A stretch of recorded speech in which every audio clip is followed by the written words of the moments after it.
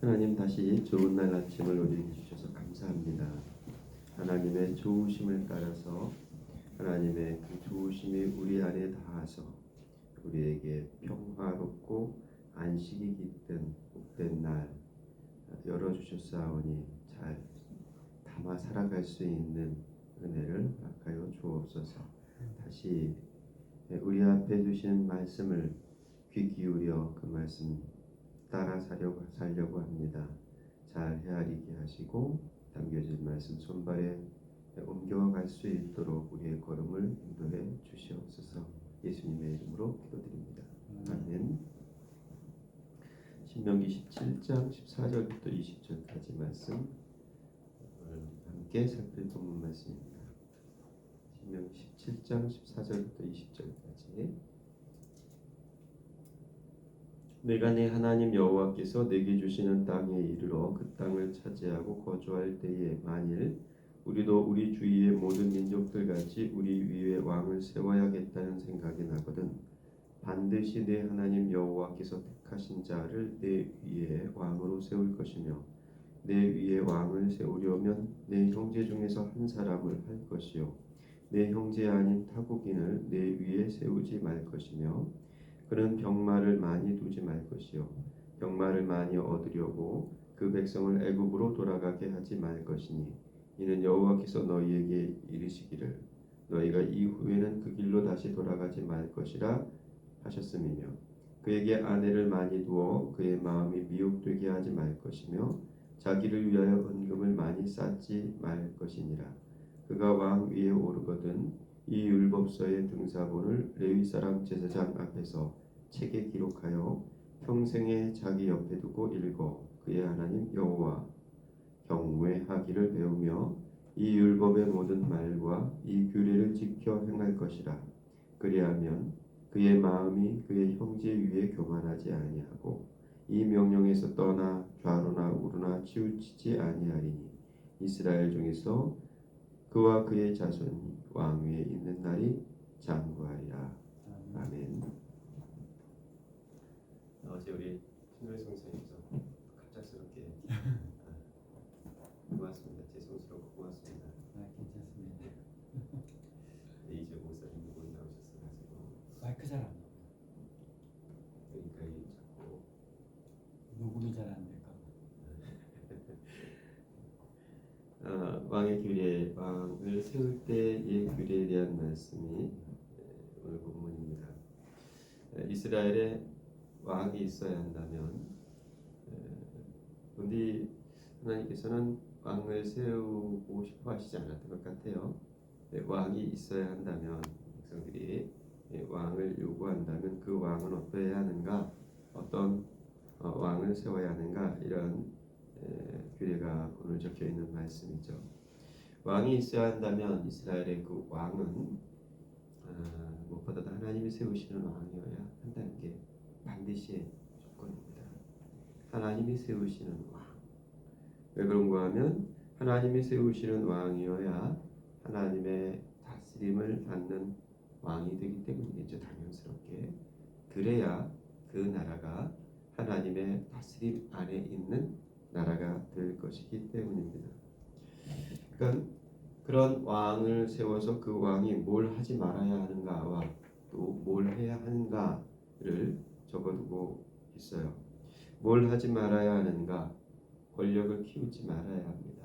병마를 많이 얻으려고 애쓸 것이 아니다, 이렇게 말하고 있죠. 16절 보면 그는 병마를 많이 두지 말아라.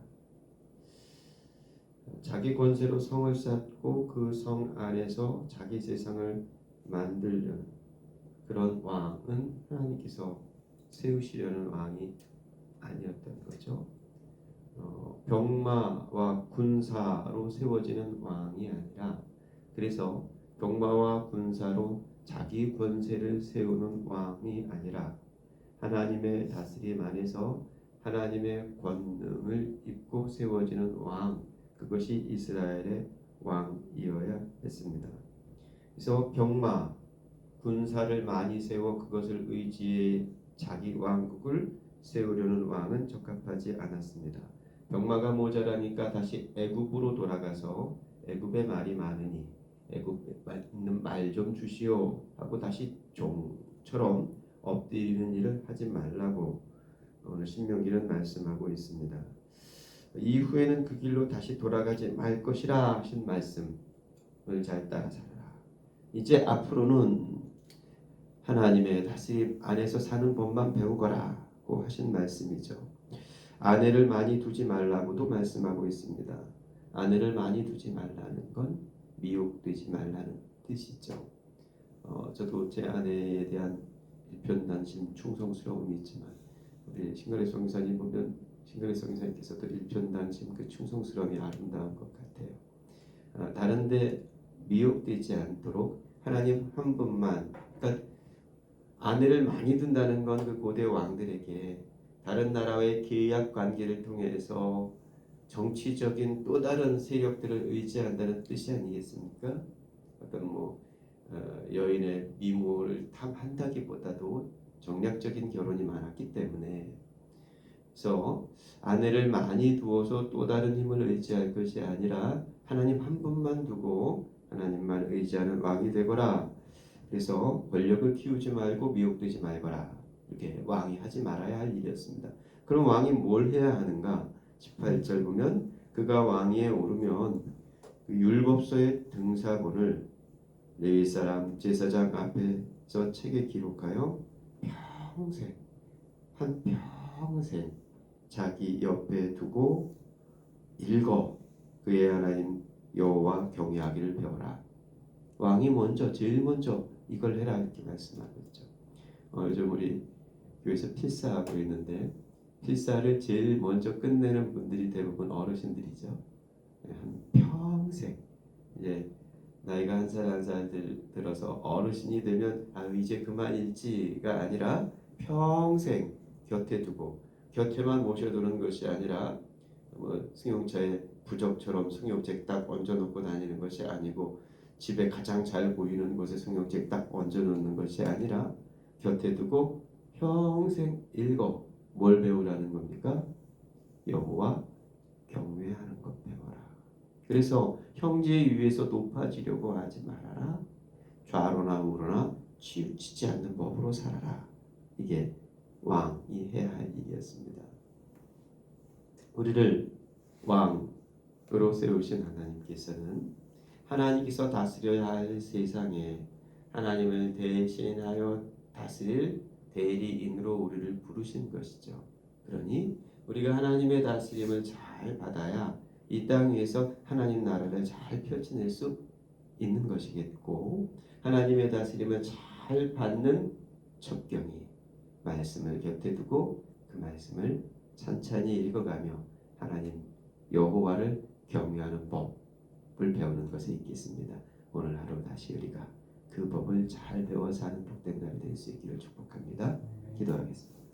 하나님 아버지, 하나님만이 왕이셔야 하는데 이스라엘의 왕이 있어야 한다면 그 왕은 하나님을 대신하는 왕이 아니라 하나님이 세우시는 왕이어야 하고 하나님의 다스림을 받는 왕이어야 하고 하나님의 다스림 안에서 여기 이 땅을 하나님 나라 되게 하는 왕이어야 한다는 것을 다시 읽고 배웁니다.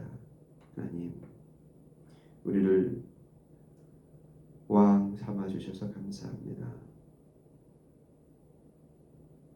스스로 교만하지 않기 위해 말씀을 두고 겸손함을 배우게 하시고 어디로 가야 할지 갈 바를 알지 못해 자기 소견에 오른들에 행하는 악함을 떨쳐내기 위해 말씀을 중심 삼아 좌로나 우로나 치우치지 않는 그 하루를 이 땅에 펼쳐낼 수 있도록 우리 가운데 임하여 주시옵소서. 예수님의 이름